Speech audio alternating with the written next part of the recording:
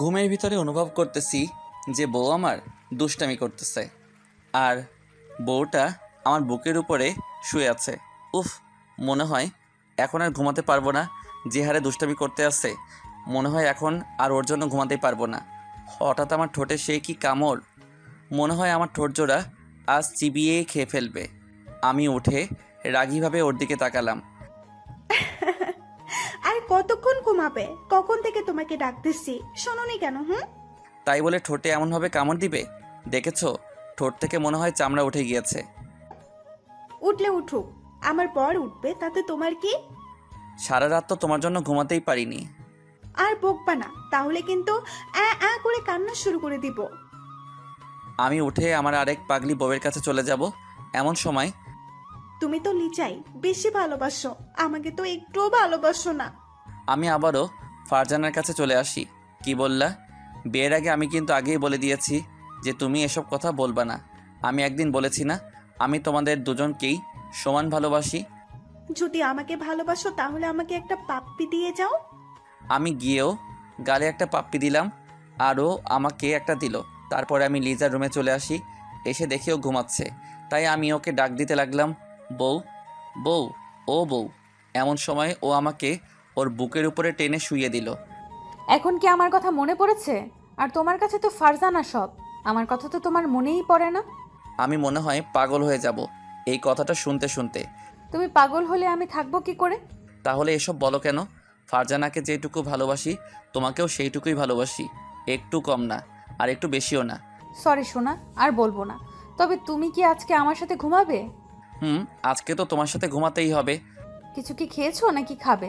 সকাল সকালই তো উঠেই আমি তোমার কাছে চলে এসেছি, আর আমরা তো সবাই একসাথে খাবো, তাই না? এখন ফ্রেশ হতে যাও, তারপরে অফিসে যাবা না? অফিসে তো যেতেই হবে।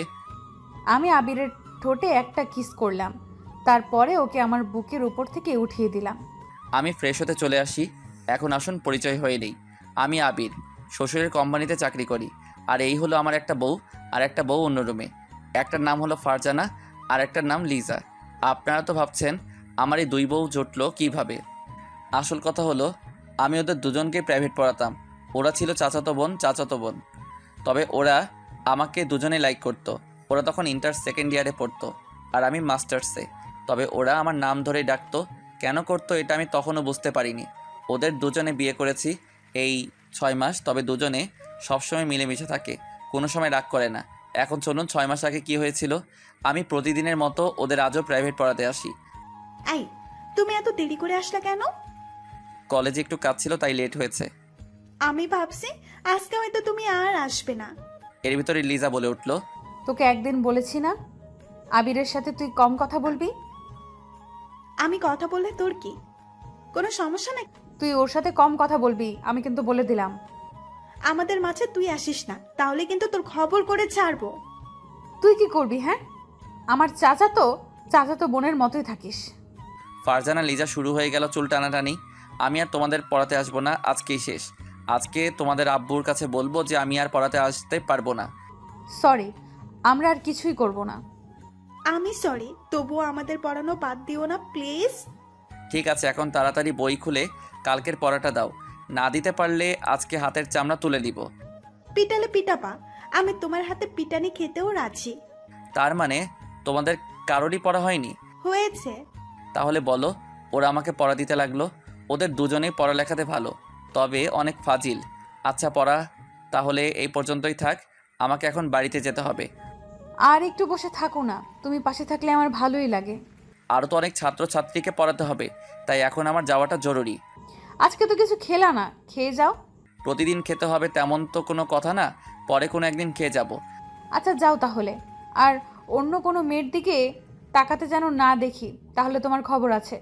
লিজা, এখন যেতে দে, আর ওকে তোর এত জ্ঞান দিতে হবে না। ওই তুমি যাও তো। আমি ওদের বাড়ি থেকে বের হয়ে পড়লাম। রাস্তা দিয়ে হাঁটতেছি আর ভাবতেছি দুইটাই ফাজিল মেয়ে। এমন ফাজিল মেয়ে আমি কোনোখানেও দেখিনি। আমি অন্য জায়গায় পড়াতে চলে আসি। ফারজানা প্রাইভেট পড়ার সময় তুই আবিরের সাথে একটা কথা বলবি না, তাহলে তোর খবর আছে। 100 বার বলবো, তাতে তোর কি? আর একটা কথা ভুলে যাবি না, আবির কিন্তু শুধু আমার, আর কারো নয়। আমি ওকে ভালোবাসি, তাই ও শুধু আমার। তুই ওর হয়ে আর কথা বলবি না। তার সময় হলেই দেখা যাবে ও কার। ওকে যদি আমি না পাই তাহলে কারোরই হতে দেব না। কারোর হতে দেওয়া লাগবে না, আমার হতে দিলেই হবে। তুই এখন লাথি খাইস না, তার আগে এখান থেকে চলে যা। দে, পারলে লাথি দে দেখি তোর কতটা সাহস। কিছু বললাম না, মাফ করে দিলাম। আমি সবাইকে পড়িয়ে আসার পরে বাড়িতে এসে পড়লাম। আজ অনেক ক্লান্ত লাগতেছে। সব মাথা খারাপকে দেয় ওরা দুই বোনে। এর ভিতর ফোনটা বেজে উঠলো, তাকিয়ে দেখি ফারজানার ফোন। কি করতেছো? এই তো শুয়ে আছি। কল দিলা কেন? কিছু কি বলার আছে? ওই, তুমি এত ভাব দেখাও কেন? কল দিলে? কল দিয়েছি তোমার সাথে কথা বলার জন্য। কি কথা বলো? তুমি লিজার সাথে আর কথা বলবা না, যদি বলো তাহলে তোমার খবর আছে। তুমি আমার ছাত্রী আর ও আমার ছাত্রী, তাই ওর সাথে তো আমার কথা বলতেই হবে। আচ্ছা বইলে কথা, আমি রাখলাম। এটা বলা মাত্রই ফোনটা কেটে দিল। কেন এই মেয়ে দুটো আমার পিছনে লেগেছে তাই আমি কিছুই বুঝতেছি না। পরের দিন ওদের পড়াতে চলে আসি। আজকে পড়ানোর পরে আমার সাথে একটু মার্কেটে যেতে পারবে? কেন? আমার কিছু শপিং করতে হবে তাই। তোমার চাচাতো বোনকে নিয়ে যেও, আমার অনেক কাজ আছে। তুমি আমার সাথে যাবে তো? যাবেই। আর যদি না যাও তাহলে অন্য ব্যবস্থাও নিতে পারি। কি করবে? তাহলে আব্বুকে বলবো যে তুমি আমাকে শুধু শুধু পিটাইছো, আমি পড়া দিয়েছি তবুও আমার গায়ে হাত তুলেছো। কথাটা শুনে বোকা হয়ে গেলাম। রাগীভাবে ওর দিকে তাকিয়ে রয়েছি। লিজা, আপনি তোর সাথে কোথাও যাবে না। ওকে দরকার হলে আমি নিয়ে যাবো তোর সাথে। তোকে নিব কেন আমার সাথে? ওই, আমি কিন্তু তোমাদের বই বের করতে বলেছি। এমন করলে কিন্তু আর পড়াতে আসবো না। ইস, কত শখ পড়াতে আসবে না। একদিন না আসলে পুলিশের কাছে বলে আপনাকে ধরিয়ে দেব। এমনিতেই তো জানো আমার মামা পুলিশ। এত যদি কথা বলতে থাকো তাহলে পড়াবো কিভাবে? আমরা পড়তেছি এই বলে বই খুলে আবিরের কাছে দিলাম। আবির পড়াইতেছে আর আমি শুধু ওর দিকে তাকিয়ে আছি। কি সুন্দর চেহারা। আমার আর কাউকে দরকার নেই, আমার শুধু ওকেই চাই। হঠাৎ দেখতে পেলাম লিজা ওর দিকে তাকিয়ে আছে, তাই ওর কানে কানে গিয়ে বললাম, তুই আবিরের দিকে তাকাইতেছিস কেন? আমি বলছি কিন্তু তুই নিচের দিকে তাকিয়ে থাক। দরকার হলে তুই নিচের দিকে তাকা, আমি তাকাতে যাব কেন? হ্যাঁ, ও আমার সব, তাই তুই তাকাবি না ওকে? বললেই হলো নাকি? ওর সাথে আমার সারা জীবনটাই কাটাতে চাই। এই হলো নাকি? তুই একদম আমার সাথে কথা বলবি না। সাথে আবিরের সাথেও কোনো কথা নাই তোর। আমার ঠেকা পড়ছে তোর সাথে কথা বলতে যাব, আর আবিরের সাথে আমি কথা বলবো না হয় অন্য কিছু করব, তাতে তোর কি? তোমরা পড়া না শুনে ঝগড়া শুরু করে দিছো কেন? এমন করতে থাকলে আজকে তোমাদের পড়ালেখা এখানেই শেষ। আমরা তো পড়াশোনায় আছি। আচ্ছা, আজকে তাহলে পড়ালেখা এখানেই থাক, কালকে আবার আসবো। ঠিক আছে, যাও তাহলে। আমি উঠে চলে যেতে যাব, এমন সময় লিজা বলে উঠল, বললাম না আমার একটু মার্কেটে যেতে হবে? তোমার বোনের সাথে যাও। এটা বলে আমি উঠে গিয়ে হাঁটা শুরু করে দিলাম। রাস্তা দিয়ে হাঁটতেছি, এমন সময় বুঝতে পারলাম কে যেন কল দিয়েছে। তাকিয়ে দেখি লিজার আব্বু। তার ফোন রিসিভ করলাম। আসসালামু আলাইকুম। আসসালামু আলাইকুম। আঙ্কেল, কিছু কি বলবেন? বাবা, তোমার সাথে লিজার কি হয়েছে? যার জন্য বাড়ির সব কিছু ভেঙে ফেলেছে, এখন দরজাটাও আটকে রেখেছে। তারপরে তাকে সব কিছু বললাম। বলেন আঙ্কেল, আমার আরও অনেক বাড়িতে পড়াতে যেতে হবে, ওকে নিয়ে মার্কেটে যাব কিভাবে? প্লিজ বাবা, ওকে নিয়ে একটু পার্কে যাও। না হয় আজকে মনে হয় ও আর দরজা খুলবে না। একটা মাত্র মেয়ে, তাই কিছু বলতেও পারি না। আচ্ছা, আমি আমাদের এখানে ব্রিজের কাছে দাঁড়িয়ে আছি, ওকে পাঠিয়ে দিন। ঠিক আছে, পাঠিয়ে দিতেছি।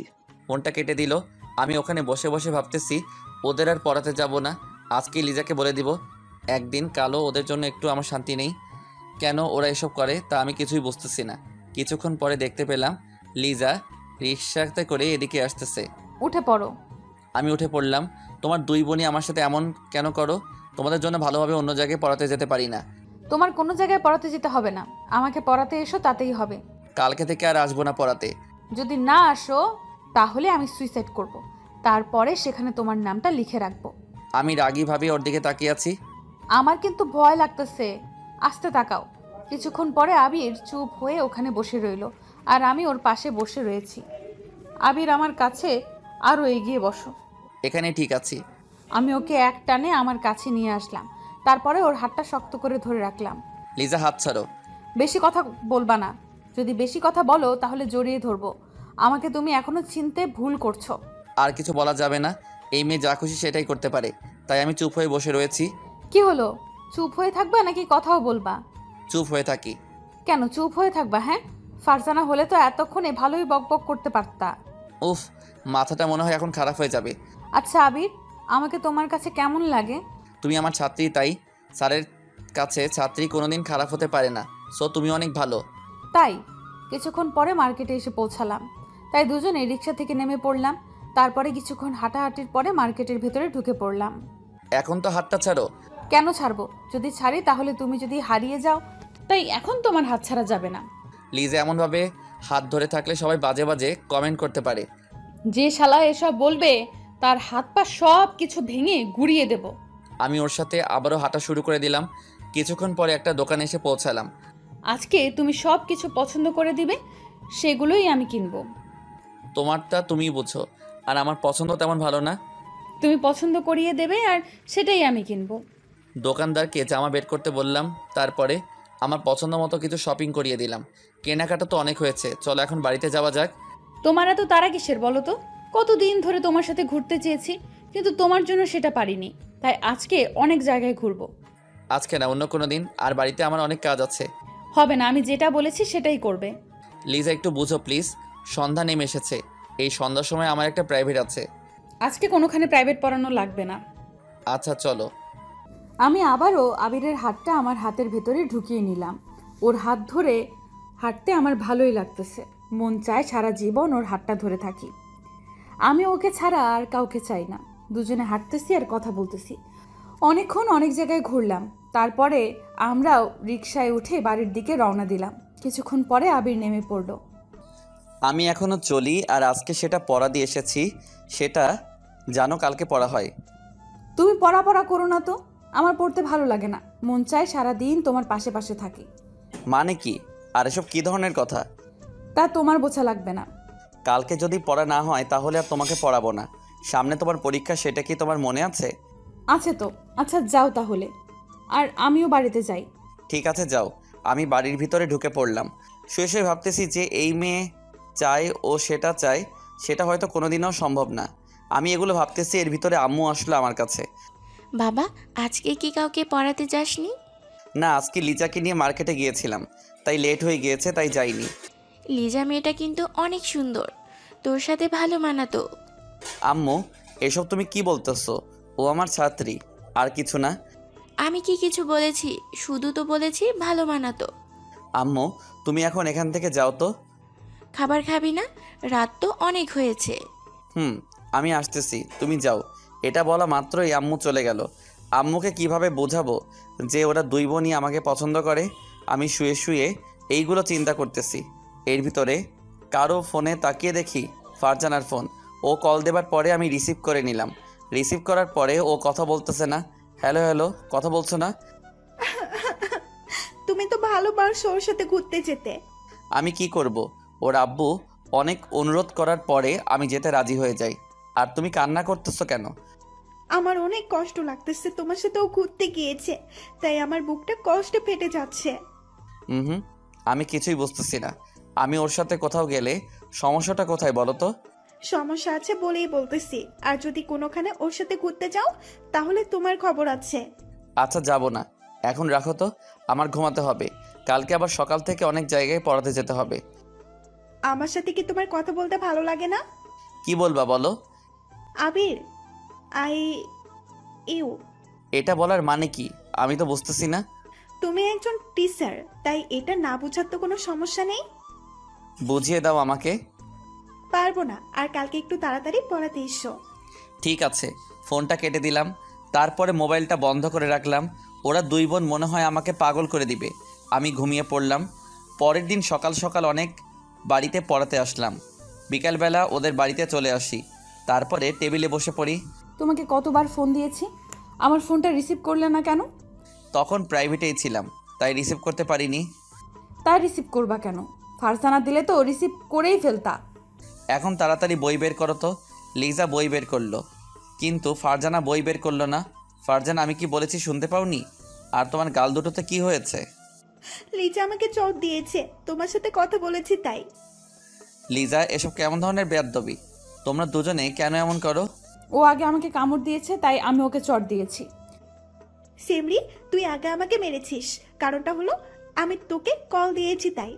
ভালো করেছি। তুই ওর সাথে কথা বলবি কেন? চুপ, একদম চুপ। আমরা দুইজনে চুপ হয়ে বসে পড়লাম, সাথে একটু ভয়ও পেয়ে গেলাম। আবির আজকে অনেক রেগে গিয়েছে। আবির পড়াচ্ছে আর আমরা শুনতেছি, কোনো কথা বলতেছি না। আর শোনো, কোনো ব্যাপার নিয়ে যদি তোমরা মারামারি করো তাহলে এখনই পড়ালে শেষ, আমি আর আসবো না। ঠিক আছে, আমরা আর কোনো দিনও মারামারি করব না। শয়তানের বাচ্চা ফারজানা, আবির একটু যেতে দে, তারপরে তোকে এমন পিটাবো তুই সেটা জীবনেও ভাবতে পারবি না। কিছুক্ষণ পরে আবির পড়িয়ে চলে গেল, তাই আমি ওর চুল টেনে ধরলাম। লিজা, আমাকে ছেড়ে দে, আমার কিন্তু লাগতেছে। তুই নালিশ করছিস কেন? আর শোন, আবিরের কাছে যতই নালিশ করিস না কেন, ও আমাকে কিছুই বলবে না। কেন, তুই কি ওর সাথে রিলেশন করিস না? করি। তোর কি কোনো সমস্যা? লিজা, ওকে আমাকে দিয়ে দে প্লিজ। ওকে আমি অনেক ভালোবাসি। ওকে নিয়ে প্রতিদিন কত স্বপ্ন দেখি, তা তোকে বলে বোঝাতে পারবো না। স্বপ্ন কি তুই একা দেখিস? আমি দেখি না? আমি সেদিনও স্বপ্ন দেখেছি ওর সাথে আমার বিয়ে হয়ে গিয়েছে। সেই আশা তোর কোনো দিন পূরণ হবে না। তুই যেটা পারিস সেটা করিস, আমি তোকে আর বাধা দিব না। লিজা, আমরা দুজনে কত মিলেমিশে থাকতাম, আর এখন তুই আমার সাথে এমন কেন করিস? তুই আমার ভালোবাসার মানুষটিকে কেড়ে নিতে এসেছিস কেন? তাই তো তোর সাথে এমন করতেছি।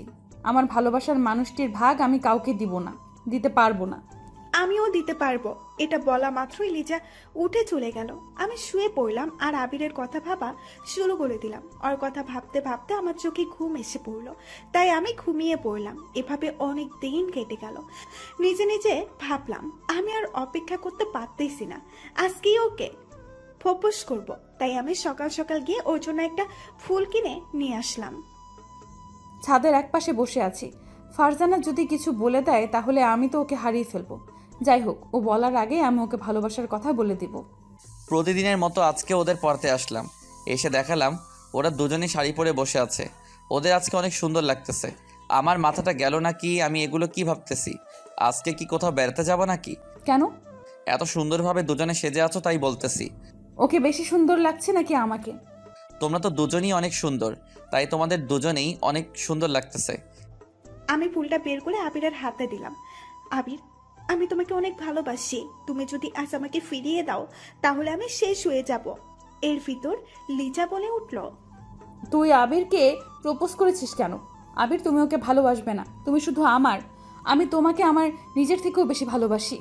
এগুলো তোমরা কি শুরু করছো? আমি তোমাদের কাউকে ভালোবাসতে পারবো না। আর আজকে তোমাদের পড়ানো শেষ, আমি আর আসবো না তোমাদের পড়াতে। প্লিজ আবির, তুমি একটু বোঝো, আমি তোমাকে অনেক ভালোবাসি। তুমি ছাড়া আমি আর কাউকে ভাবতে পারি না। চুপ করো। এটা বলে আমি ওখান থেকে চলে আসি। সব শেষ হয়েছে তোর জন্য। ও যদি না পড়তে আসে তাহলে আমি আর বাঁচবো না। তুই আমার সাথে এভাবে উঠে পড়ে লেগেছিস কেন? তুই ওকে আমার হাতে তুলে দিলেই তো পারিস। তুই ওকে আমার হাতে তুলে দে। ওকে আমি কতটা ভালোবাসি শুধু আমিই জানি। আমি বাড়িতে এসে পড়ি আর এসে শুয়ে শুয়ে ভাবতেছি, জানতাম এটাই হবে। ওর দু বোন আমার ভিতরে কি এমন দেখেছে। এর ভিতরে আমার মোবাইলটা বেজে উঠলো। তাকে দেখি ফারজানার ফোন, তাই আমি আর রিসিভ করলাম না, কেটে দিলাম। বারবার দিতেছে আর আমি কেটে দিচ্ছি। রাতের বেলা হঠাৎ লিজার আব্বুর কল। আবির, কই তুমি? তাড়াতাড়ি চলে আস হাসপাতালে। ওরা দু বোন অনেক অসুস্থ। একজন বিষ খেয়েছে আর একজন হাতে শিরা কেটেছে। কথাটা শুনে হাত দিয়ে ফোনটা পড়ে গেল। তাই তোর গড় করে হাসপাতালের দিকে রওনা দিব। এমন সময় আবির, এত তড়িঘড়ি করে কোথায় যাচ্ছিস? তারপরে আম্মুকে ঘরে যাওয়া সব ঘটনা খুলে বললাম। আমিও যাব তোর সাথে। আম্মু আর আমি হাসপাতালে চলে আসি। এসে দেখি ওর আত্মীয় স্বজন সবাই কাঁদতেছে। তাই আমি লিজার আব্বুর কাছে চলে আসি। বাবা, তুমি এসেছো? কেন যে ওরা দু বোন এমন করলো তা আমি কিছুই বুঝতেছি না। তারপরে আঙ্কেলকে সব কিছু বললাম। এ তো সব হয়ে গিয়েছে। আমি আপনাদের আগে জানাতে চেয়েছি, কিন্তু ওদের জন্য কিছুই বলতে পারিনি। ওর বাবার সাথে কথা বলতেছি। কিছুক্ষণ পরে ফারজানার আব্বু আসলো। আমিও তাকে সব কিছু বললাম। তার কিছুতেই এটা মেনে নিতে পারছে না। তারপরে একজন ডাক্তার এসে বলল ওরা এখন নিরাপদ। তারপরে সবাই রুমে ঢুকে পড়লাম। ও বলে আমাদের আর পড়াবে না। তাহলে ও এখানে এসেছে কেন? তোমরা কেন আমাদের বাঁচিয়েছো? মরে গেলে হয়তো এসব আর দেখতে হতো না। আবিরকে আমি কতটা ভালোবাসি তা শুধু আমি জানি আর আমার আল্লাহ জানে। চুপ করো তো। আমি ওদের পরিবারের সবাইকে বাইরে পাঠিয়ে দিলাম, তারপরে ওদের দুজনের সাথে কথা বলা শুরু করে দিলাম। তোমরা কেন এটা করেছো? আবির, তুমি আমাকে ছেড়ে যেও না। আমি তোমাকে সত্যি অনেক ভালোবাসি। তোমাকে নিয়ে কত স্বপ্ন বুনেছি। ফারজানা, লিজা, এসব তোমাদের এখন আবেগ। কিছুদিন পরে হয়তো সব ঠিক হয়ে যাবে। এটা মোটেও আবেগ না। আমি তোমাকে আমার মন দিয়ে, হৃদয় দিয়ে ভালোবাসি। তোমাদের দুজনকে আমি কিভাবে ভালোবাসবো বলো? তুমি যদি চাও তাহলেই সম্ভব। আর একটা কথা শোনো, তোমাকে যদি না পাই তাহলে আমি আর বাঁচতে চাই না। তোমরা দুজনেই আমার থেকে ভালো ছেলে, বিয়ে করতে পারবে। তোমাকে ছাড়া আমার আর কাউকে প্রয়োজন নেই। আমি উঠে লিজার আব্বুর সাথে আর ফারজানার আব্বুর সাথে কথা বলতে চলে আসি। আঙ্কেল, এখন আমি কি করব আপনারাই বলে দিন। লিজার আব্বু বলল, আবির, তার চেয়ে তুমি আমার মেয়েকে বিয়ে করো। একটাই মেয়ে, ওকে হারালে হয়তো আমরা আর বাঁচবো না। আঙ্কেল, আমাদের পরিবারের অবস্থা তেমন ভালো না। আমি তোমার নামে সবকিছু লিখে দিব। আঙ্কেল, আপনার সম্পত্তির উপরে আমার একটু লোভ নেই। তুমি রাজি হয়ে যাও। ফারজানার বাবাও একই কথা, তার মেয়েকে বিয়ে করতে বলছে। আমি তাই আম্মুর কাছে চলে আসি। আম্মু, এখন আমি কি করব বলো? ওরা দুজনেই হয়তো তোকে অনেক ভালোবাসে, তাই তুই কি করবি তা তুই নিজেই জানোস।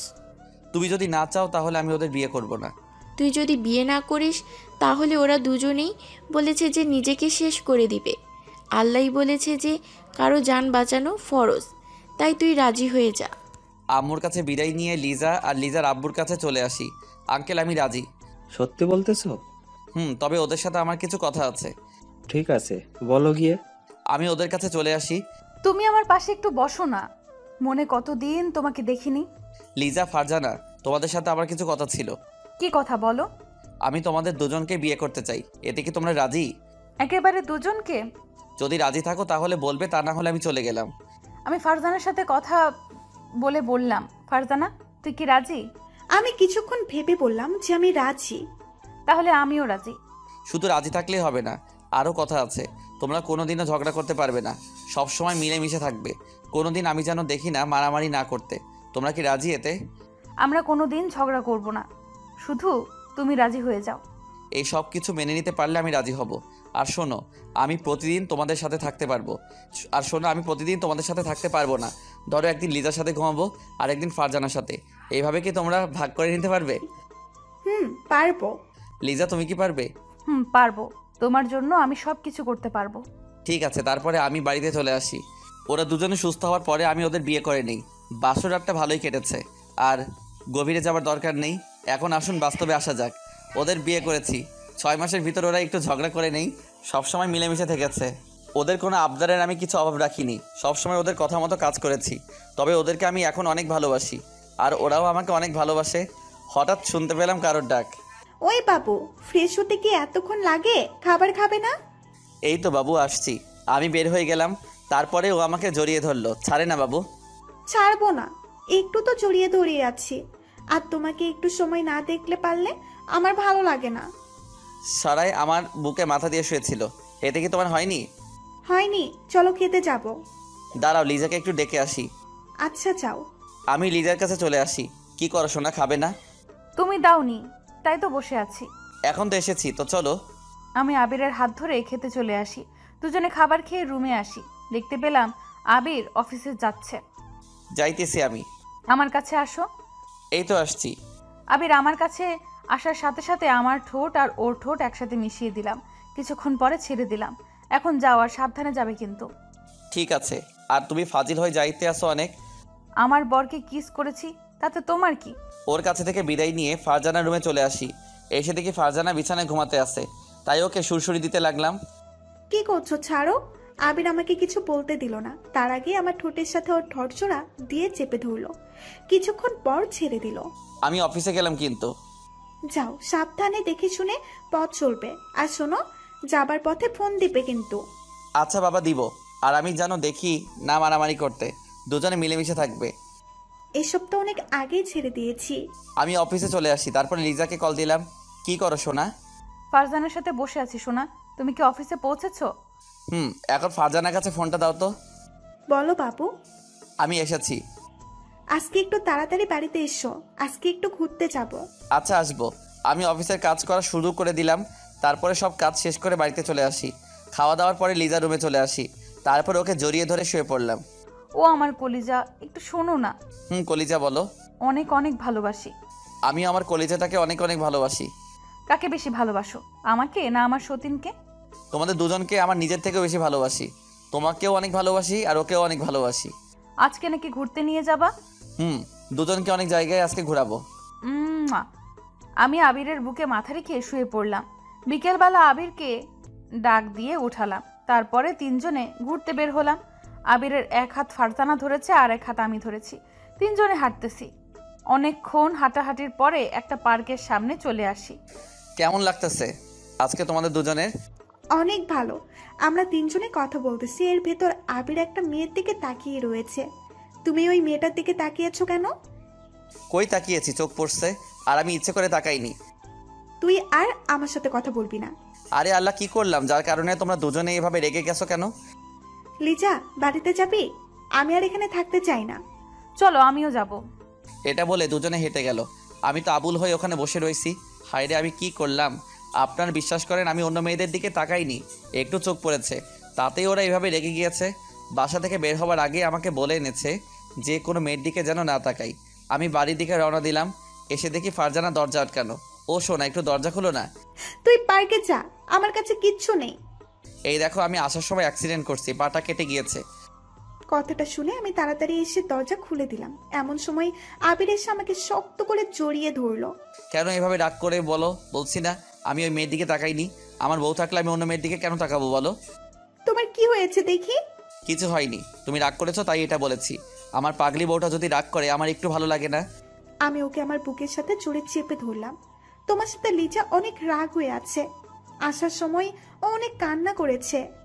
আচ্ছা, আমি ওর সাথে একটু দেখা করে আসি। যাও। আমি লিজার রুমে চলে আসি, এসে দেখি ও কাঁদতে আছে, তাই গিয়ে ওকেও শক্ত করে জড়িয়ে ধরলাম। আমি তোমার কেউ না, তাই আমার কাছে এসো না। তারপর ওকে সবকিছু বোঝানোর পরে ও রাগ ভাঙাতে পেরেছি। আজকে কিন্তু তুমি আমার সাথে ঘুমাবা। আজকে তোমার কাছে একটা জিনিস চাইবো। সেটা কি বলো? রাত হয় তারপর বলবো। ঠিক আছে। রাতের বেলা লিজা আর আমি শুয়ে আছি, তার কারণটা হলো আজকে ওর সাথে ঘুমাবো। আমার একটা আবিরের মতো কিউট বাবু চাই।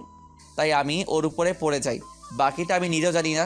সকাল বলে ওদের কাছ থেকে বিদায় নিয়ে অফিসে চলে আসি। আজকে আবার ফারজানার কাছে ঘুমাতে চলে আসি।